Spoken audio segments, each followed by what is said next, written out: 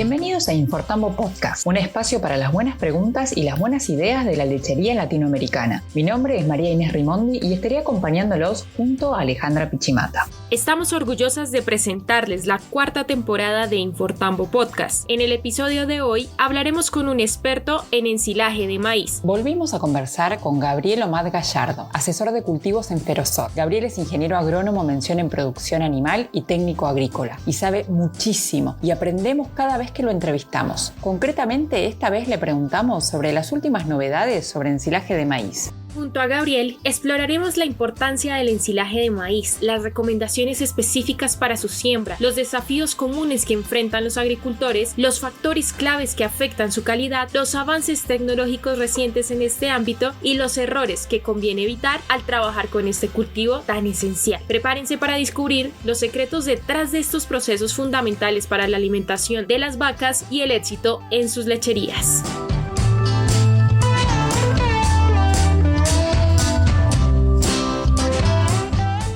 Bienvenido, Gabriel, a Infortambo Podcast. Qué alegría contar contigo nuevamente para hablar de este tema en esta época del año. Bien, cuéntanos un poco qué rol ocupa el ensilaje de maíz en la producción lechera. Nos zambullimos de lleno en el tema. Muchas gracias. Primero que nada, darles las gracias por esta nueva oportunidad de encontrarnos en esta exclusividad con Infortambo. Dar los buenos días y qué mejor empezar hablando de uno de los cultivos, creo yo, más interesantes que hoy en día estamos sembrando en nuestro querido sur de Chile, ¿ya? Para ir de lleno a la pregunta que me acabas de realizar, la importancia en el fondo del ensilaje a la producción de ganadera, mira, creo yo que una de las razones es la calidad energética, sin duda, y también de la fibra que presenta el cultivo. En conjunto también esto genera un gran volumen, tanto ya sea de materia seca como materia verde, ¿ya? Y además, acompañado de su alto rendimiento que ofrecen los parámetros que mencioné recién, genera que recalque en el aspecto económico un efecto de dilución por su bajo costo por kilo de materia seca por hectárea, ¿ya? Si bien los costos de establecimiento del cultivo han ido variando según, por ejemplo, los precios de los fertilizantes, los valores también de arriendo cada vez van en alza, los fertilizantes varían, pero en el año en curso que estamos realizando, estamos llegando alrededor de 1,8 a 2,3 millones por hectárea, ¿ya? El establecimiento del cultivo propiamente tal. Pero esto aún sigue siendo bajo el valor del kilogramo de materia seca por hectárea en el fondo, o sea, el kilogramo de materia seca ofrecido, ya llegando a un costo entre 110 a 160 pesos el kilo de materia seca. Obviamente estos van variando según el rendimiento, la tecnificación utilizada. Teniendo en cuenta lo mencionado recién, también se debe considerar que en el sur de Chile hay que tener disponibilidad en el fondo de un alimento energético y tenerlo disponible en invierno es de gran relevancia, ya que la pradera no logra, ¿cierto?, satisfacer los requerimientos en épocas donde hay más abundancia y la calidad también de este parámetro. Entonces, por eso es tan relevante el producir un alimento en las épocas de escasez, y qué mejor el maíz que nos entrega para nuestro, ya sea ganado lechero y ganadero, los aspectos energéticos para producir. Bien, Gabriel. Bueno, dijimos que ibas a volver y volviste. Acá estamos nuevamente en Infortambo Podcast. Y bueno, yo quiero arrancar con la pregunta de ¿qué recomendaciones le darías específicas a los productores para la siembra de maíz con el propósito, pues, de ensilaje? Perfecto. Sí, hay recomendaciones y varios aspectos específicos ya en el propósito del ensilaje en el fondo, pero yo creo que una de las más importantes son sin duda la elección de libre a utilizar, según su condición afoclimática, así donde se presenta. Eso es muy importante, las condiciones afoclimáticas. También la elección correcta del suelo y la ubicación del potrero, netamente por un hecho de tener menor prevalencia de helada. También realizar muestreo y análisis de suelo, idealmente todos los años.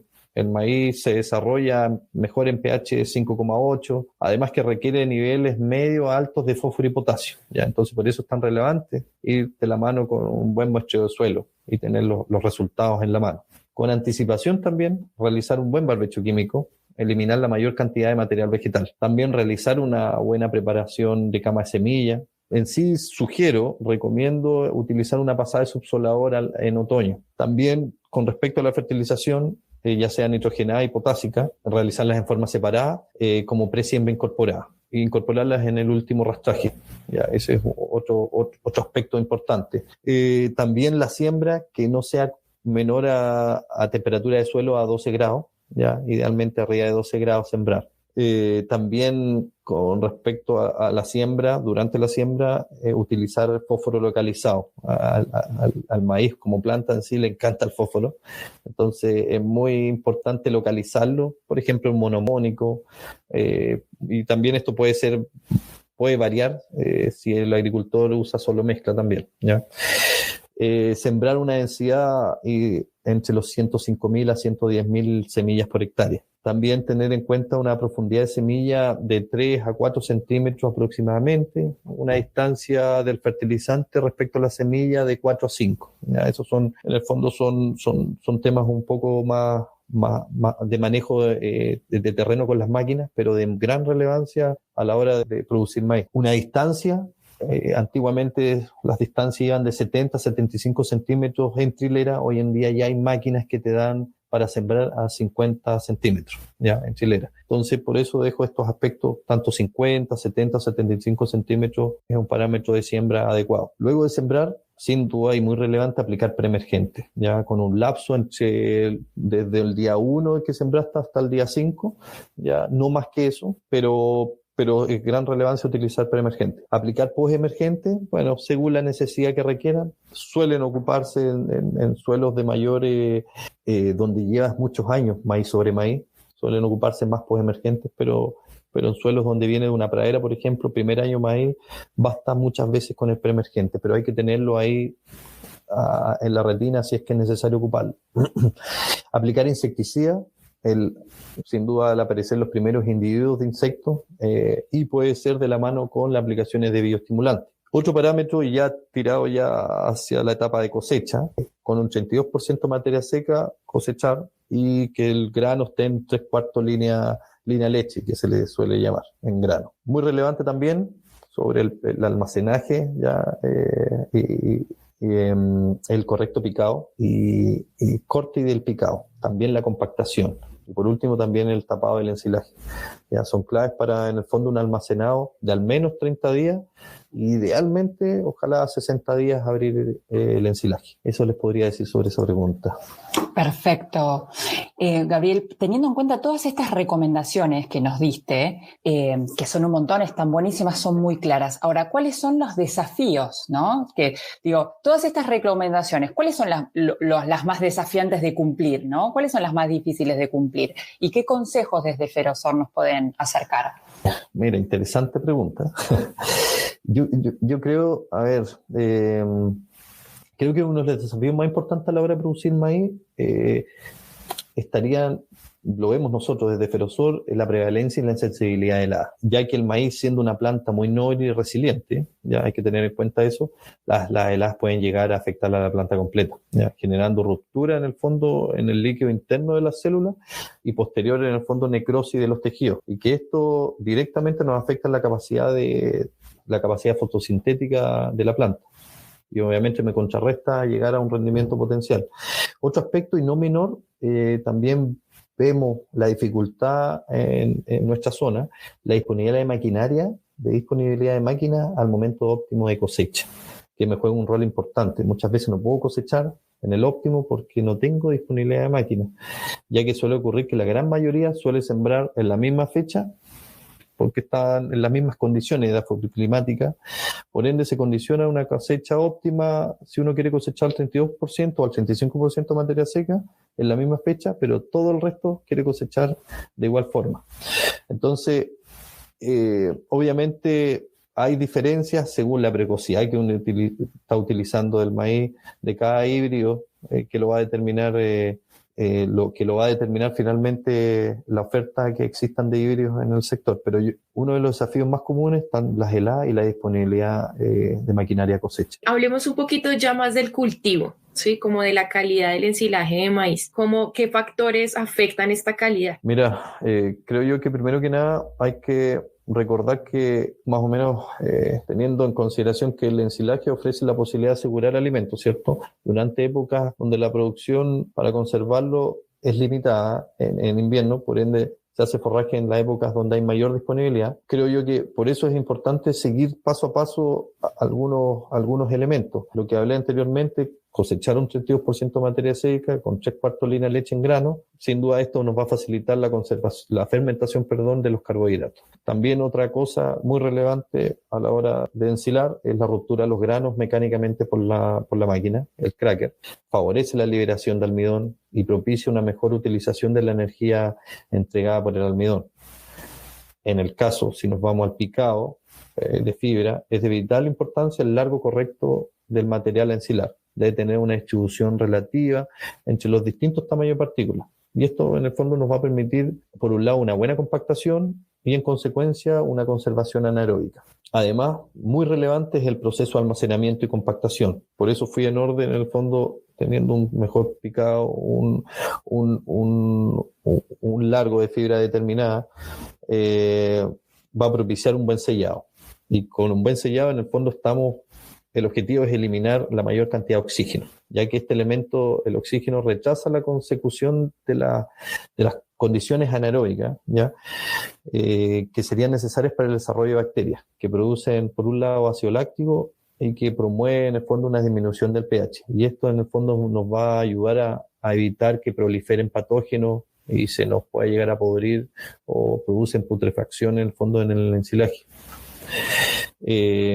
Por eso, sin duda, los invito a realizar una buena elaboración a la hora de producir maíz. Si bien podemos tener todos los manejos desde siembra a la etapa de maduración del maíz en perfectas condiciones, pero la etapa también importante es la cosecha y la elaboración de este ensilaje para almacenarlo de buena forma. Excelente, Gabriel. Nos encanta conversar contigo porque siempre aprendemos un montón. Sos nuestro referente, eres nuestro referente en el tema.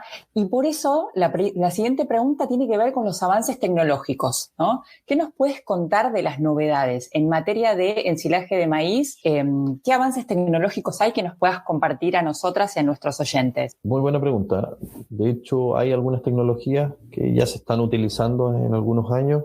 Una de estas, creo yo, que es muy relevante, el ámbito de inoculantes bacterianos. La verdad que hay resultados muy positivos en la conservación del ensilaje, aportando a tener un alimento de buena calidad nutricional y libre de patógenos, que también eso es muy importante, porque si no pueden afectar la salud de nuestros animales. Más o menos quiero comentarles brevemente el concepto del uso de cultivos bacterianos, ¿ya? Que para mejorar en el fondo la fermentación. Esto empezó alrededor del siglo pasado y se trata en el fondo de dos tipos de bacterias, o por sí solas o en combinación de homofermentativas y heterofermentativas, o una combinación de ambas, como les dije. Estas, bueno, sin duda poseen actuaciones diferidas en el proceso de ensilaje cuando estas están presentes, pero donde participan dos bacterias al menos que son fundamentales y que dentro de Ferosol, por nuestros proveedores, nos gusta trabajar con estas bacterias que son las Lactobacillus plantarum y Lactobacillus buchneri. Estas bacterias en el fondo están pensadas para, sin duda, plantas que presentan un valor agronómico para una alimentación en épocas de escasez de forraje. Pero ¿por qué digo esto? Porque no tenemos que olvidar que en forma natural las plantas ensiladas poseen estas bacterias, pero su concentración y eficiencia se supone menor al de las bacterias contenidas en los aditivos biológicos. Entonces, por eso es tan relevante e importante y tenemos que adicionarle estos inocular estas bacterias. Hay que recordar que las bacterias epifíticas de ácido láctico fermentan los carbohidratos hidrosolubles del forraje. Entonces, estos producen ácido láctico y en menor cantidad ácido acético. Al generar estos ácidos, el pH del material baja, inhibe la presencia de microorganismos que puedan provocar la putrefacción. La diferencia, en el fondo, entre aditivos radica principalmente en la cepa bacteriana y la conservación a utilizar. Y es por eso tan relevante esta herramienta que nosotros como Ferosol, ahora que se viene la época de cosecha del ensilaje, recomendamos utilizar estas bacterias.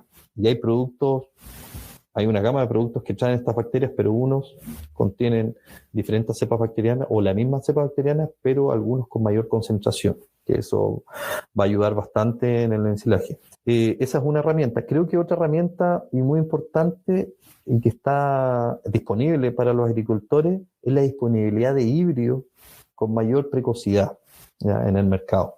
Encontrando en el mercado híbridos desde FAO 160, que son muy cortos, pero en el fondo promueven el uso en lugares donde las sumas térmicas no logran, en el fondo, satisfacer híbridos más largos. En nuestra empresa, Ferosur Agrícola, contamos con la importación propia de algunos híbridos, ¿ya? Y el híbrido más corto que nos encontramos en el sur de Chile lo importamos nosotros, que es un híbrido que se llama Scandinavia, de un FAO 160, y que tiene una suma térmica de 1240 grados a cosecha. Cuando lo cosecha un 32%, llega a 1240 grados de suma térmica, y a floración con tan solo 750. Entonces creo yo que una de las herramientas hoy en día disponibles estaría de la mano estos inoculantes bacterianos, y también la disponibilidad de híbridos más precoces. Perdóname, esto para terminar de entender. Y el tema de los híbridos precoces también colabora con el timing a la hora de que no se concentren todos pidiendo a la misma hora las cosechadoras. Si tengo híbridos precoces también soluciono ese problema, ¿cierto? Justamente.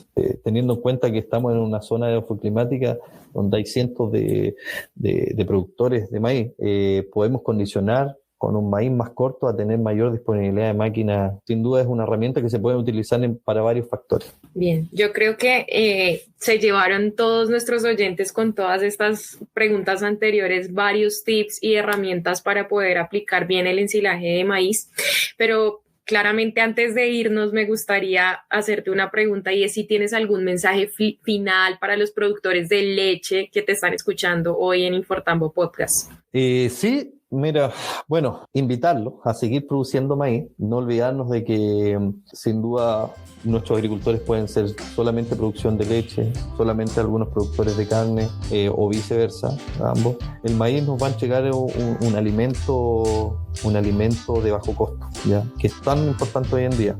Lo mencioné anteriormente, pero lo vuelvo a comentar. Si bien esto es un negocio, hay que producir, pero hay que tratar también de producir a bajo costo. Los invito a seguir produciendo maíz. Si bien el clima va variando, se nos pone adversidades, pero creo que estas herramientas y el hecho de empezar a hacer las cosas bien, desde la elección de un potrero hasta la cosecha y el almacenaje, que traté de ser bien, dar hincapié en eso.